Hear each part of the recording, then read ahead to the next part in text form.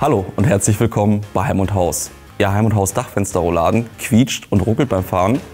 Dann zeige ich Ihnen, wie Sie die Führungsschienen schmieren können, damit dieser wieder leichtgängig ein- und ausfährt.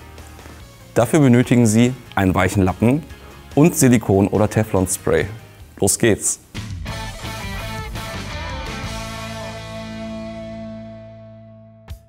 Bringen Sie Ihr Fenster in Putzstellung, sodass Sie die Führungsschienen Ihres Dachfensters gut und so weit wie möglich von einer Leiter aus erreichen können.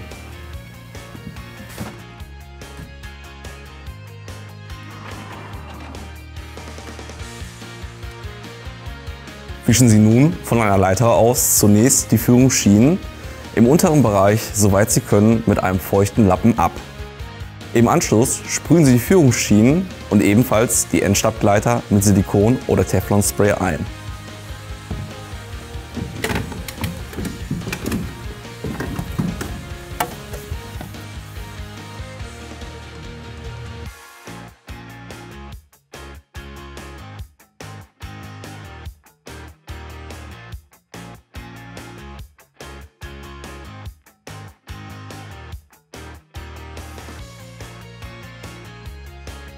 Schließen Sie das Fenster und fahren Sie Ihren Dachfensterrollladen mehrmals rauf und runter, sodass sich das Spray gut verteilen kann.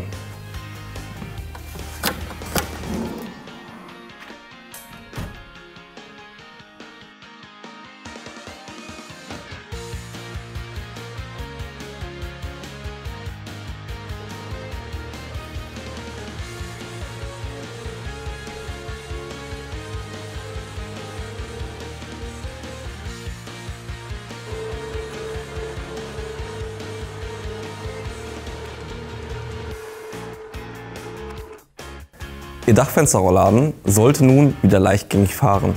Sollte er allerdings weiterhin ruckeln, wenden Sie sich bitte an unseren Kundendienst.